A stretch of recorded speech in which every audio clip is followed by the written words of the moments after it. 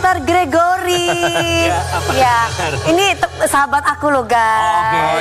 Ya, termasuk ada Dokter Frankie juga. Dokter, terima kasih sudah mampir ke sini. Kami semua di sini mengucapkan Terima kasih dokter. Kisruh skincare tanah air. Satu kalimat yang bisa menggambarkan industri skincare tanah air kali ini seperti apa? Heboh. Oke, baik. Dokter, kehebohannya seperti apa? Kita bahas bersama-sama. Dok, apa kabar dok? Dokter Gregory, Dokter Greg, di sini kami harus garis bawahi terlebih dahulu bahwa kami di sini mencoba untuk netral dan juga objektif karena bagaimanapun dengan hadirnya Doktif juga membantu masyarakat Indonesia khususnya para wanita untuk memilih skincare yang baik yang tidak ada cemaran merkuri dan juga hidrokinon yang berbahaya begitu Bu. Tapi kalau misalnya dari pandangan seorang Dokter Greg sendiri melihatnya seperti apa yang dilakukan oleh Doktif dengan segala macam reviewnya baik dan juga buruknya plus dan juga minusnya. Jadi pertama untuk membongkar kasus di Indonesia ini harus viral, harus sensasional dan apa yang dilakukan Doktif itu sudah sangat brilliant menurut saya. Nah dia mendapatkan kekuatan dari netizen.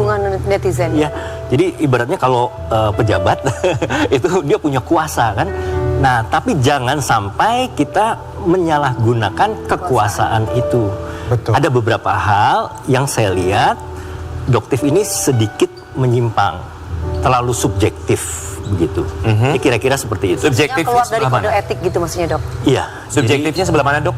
Pertama, dia mereview suatu produk, menilai suatu produk dengan uji yang tidak valid. Satu itu. Yang mana?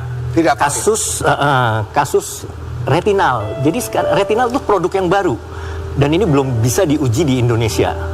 Uji kadarnya Retinal itu turunan retinol. turunan retinol. Oke. Jadi retinol itu gugus aldehidnya adalah retinal. Kemudian nanti akan dirubah lagi menjadi yang lebih aktif asam retinol. Oke, maksudnya kan Dokter Doktif ini pernah melakukan uji tentang retinal. Memang uji retinal ini tidak bisa dilakukan di Indonesia? Belum bisa. Setahu saya belum bisa. Jadi panel ujinya, pembandingnya, spektrumnya dan lain sebagainya belum ada di lab di Indonesia. Jadi secara tidak langsung dokter mempertanyakan uji retinalnya Doktif itu di mana gitu? Betul. Ya, jadi Doktif menggunakan panel uji retinol. Nah ini tidak valid. Saya sudah konsultasi juga ke beberapa ahli kimia, apoteker yang bekerja di laboratorium, itu juga tidak bisa.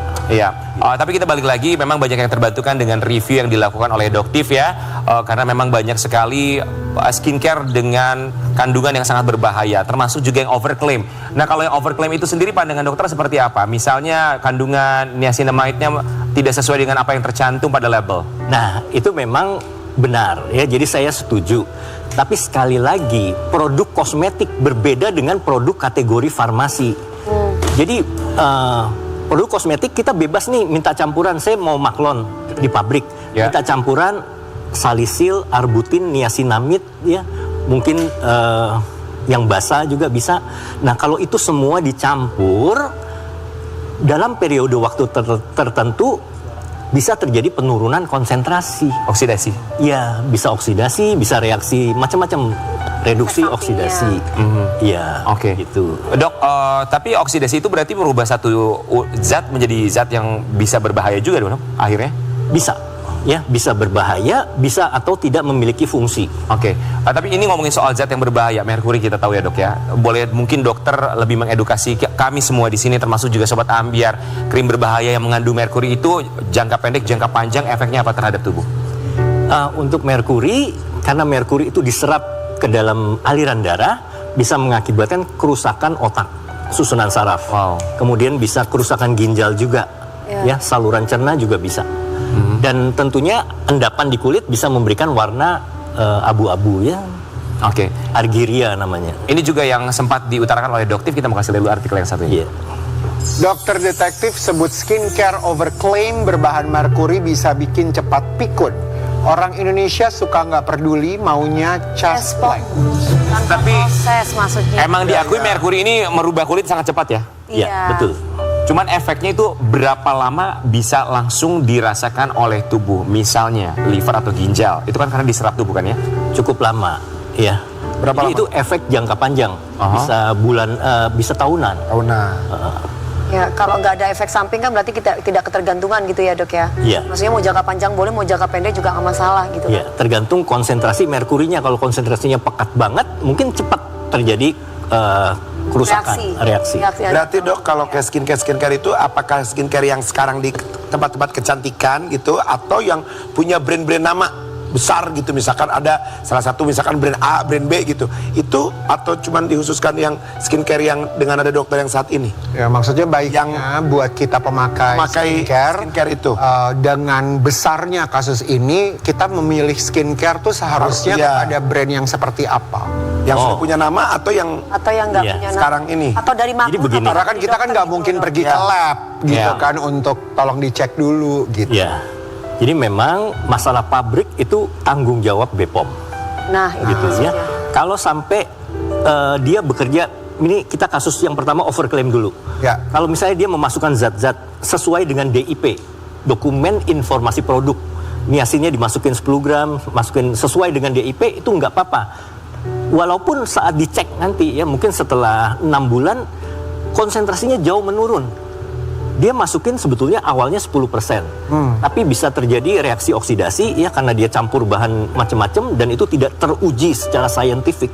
Beda dengan kategori farmasi yang harus teruji secara saintifik.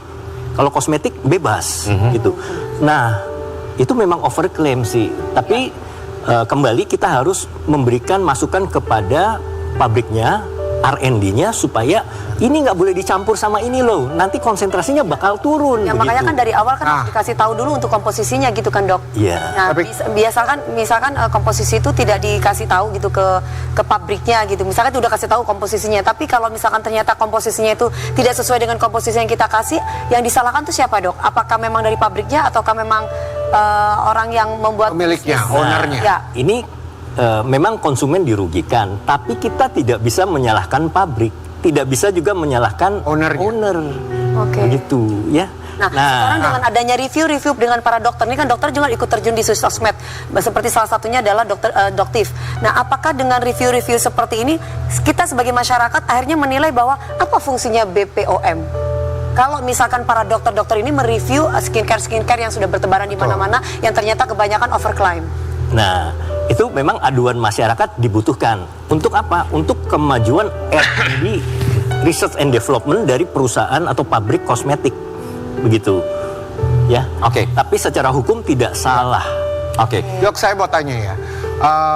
Bicara tentang skincare, ini kan karena pembisnis owner Indonesia ya, lokal yang semakin menjadi besar. Tapi sebelum adanya local brand skincare, itu kan kita sudah banyak sekali dari zaman dulu majalah-majalah, bahkan mereka mengiklankan ya, bahkan iklannya di televisi.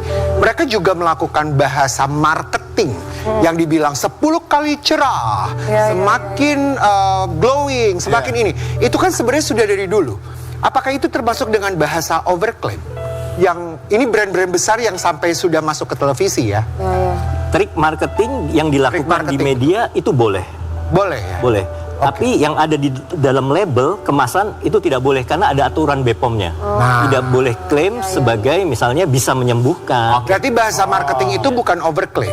Bahasa marketing boleh-boleh saja menurut saya. Ya, karena tergantung bagaimana kita juga melihat bahasa tersebut ya. Tapi Mas Eko kan ini Komisi 6 ya, perdagangan ya Mas Eko. Ini ngurusin yang ginian juga nggak sih Mas Eko tentang skincare segala mereka juga UMKM. Bahas nggak sih Mas Eko? Jadi gini, di mitra kami, Menteri Perdagangan, itu ada namanya Satgas. Oke. Satgas, Satuan Tugas, yang berkaitan salah satu yang menjadi bagian Satgas tersebut adalah kosmetik, gitu ya.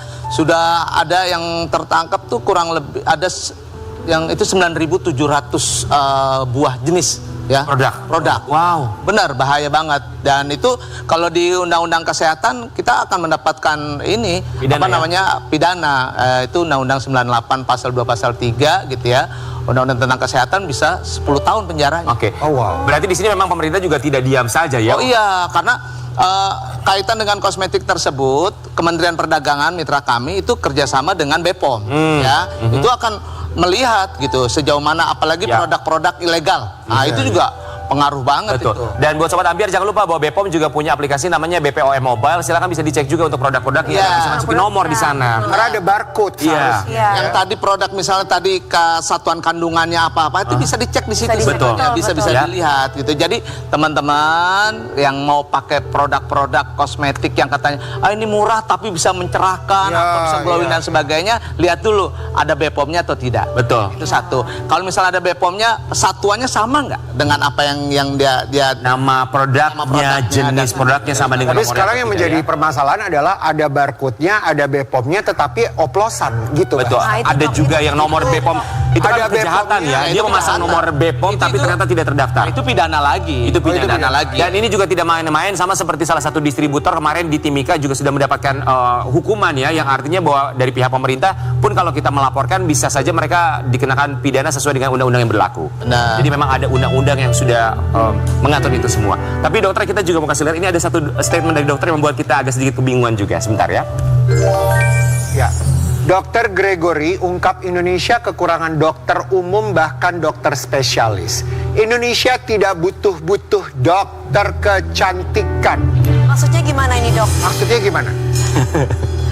Iya, jadi memang ranah estetika itu ada overlappingnya. Nah, untuk kecantikan sendiri itu produk kosmetik itu bukan wilayahnya dokter. Kalau wilayahnya dokter adalah medis, produk kategori farmasi termasuk hidroquinon. Iya. Hidroquinon itu BPOM loh, ya. Kortikosteroid, retinoin dan lain sebagainya itu ranah dari dokter, begitu. Nah, ini yang membuat saya tergerak untuk membuat video ini. Indonesia itu kekurangan dokter, Dokter spesialis maksudnya. dokter umum juga. Dokter umum juga, Dok? Iya. Ya, dok. Oh wow. Tapi apakah Saya juga praktek dokter umum loh ya. ya, Sekarang lebih kebanyakan maksudnya dokter adalah dokter kecantikan gitu ya. Betul. Mungkin karena kalau dengan statusnya dokter kecantikan tuh mungkin bikin gemuk kali dok. Tapi dok, maksudnya Seksi, seksi. maksudnya sah-sah aja dong, misalnya dokter umum kemudian dia merambah ke bisnis kecantikan. Nah, secara perizinan tidak ada izin praktek dokter kecantikan. Nggak ada, izinnya tetap dokter umum. Dokter umum. Iya. Kemudian klinik kecantikan sebetulnya itu FKTP, fasilitas kesehatan tingkat pertama Ya. yang harus melayani kesehatan masyarakat. berarti apakah seharusnya SPKK? Yes. Boleh. Jadi itu masuk ke dalam klinik spesialistik. Kulit dan Ya. Pastinya sih seperti itu. Oke, walaupun memang kan mereka juga dokter umum yang pada akhirnya membuka klinik kecantikan, mereka juga kan mengambil sekolah dalam tanda kutip atau pendidikan yang berhubungan dengan kecantikan kan? Nah, selama ini belum ada pendidikan profesi resmi spesialis kecantikan. Belum ada. Oke, baik. Bahkan spesialis kulit juga nggak boleh praktik kecantikan doang. Ya panu juga harus diobati pasien. Betul. Pasien yang Namanya juga penyakit SPKK ya, kambing dok, juga. ya. Baik. Dok, kita juga mau kasih lihat yang satu ini juga yang viral ya. Kita tahu Doktif dan juga Dr. Richard Lee juga begitu vokal sekali tentang review skincare, dan ini banyak poin positifnya sebetulnya untuk masyarakat Indonesia lebih selektif dalam memilih skincare. Dokter detektif bongkar tabiat Dr. Richard Lee terlalu overklaim kalau review skincare. Lebih bahaya dokter ya yang melakukannya. Nah, itu gimana? Tanggapan Dr. Dokter. Greg seperti apa? Overklaim. Jadi Dr. Richard Lee ini produknya ada katanya produk sultan, harganya mahal. Ya. Tapi kok kata dokter detektif isinya cuma itu-itu aja, bahkan ada SLES, itu deterjen begitu ya. Tapi sebetulnya itu semua sah-sah saja. Jadi kalau misalnya kita menjual suatu produk, harga itu memang terserah owner karena ada added value. Betul. Jadi bisa dari packaging juga. Packagingnya Bisa yang juga zat carrier. Kita nggak tahu nih, misalnya isinya cuma niacinamide, tapi carriernya bagus. Jadi bioavailabilitasnya bagus, after fillingnya bagus. Iya. Ya. Kemudian apa lagi ya? Ya itu sih menurut saya ya, mungkin essential oilnya juga bagus. Ya, Ya. Nah, tapi dengan adanya Prahara ini kita lihat positifnya bahwa kita sebagai konsumen juga harus lebih pintar Berhati-hati. lagi, harus mencari tahu kandungan Ya. yang ada di dalamnya, pun juga dengan BPOM yang tercantum pada kemasan, kemudian periksa secara mandiri. Karena itu juga menjadi satu hal yang harus dilakukan kita sebagai konsumen. Tapi ini kita mau beralih topik ya dok, ini tentang suntik putih kan ini juga marak sekali kita bahas ini. Dr. Gregory Budiman berbicara soal suntik putih dan vitamin. Nah, itu Mana sih dok? Dok, Maksudnya, kami sering loh suntik vitamin dok. Ya, vitamin atau suntik putih? Tapi Anggota DPR juga kalau sibuk kerja kan biasa katanya suntik vitamin tapi juga bukan kan ya. untuk betul. memutihkan kan ya dok ya.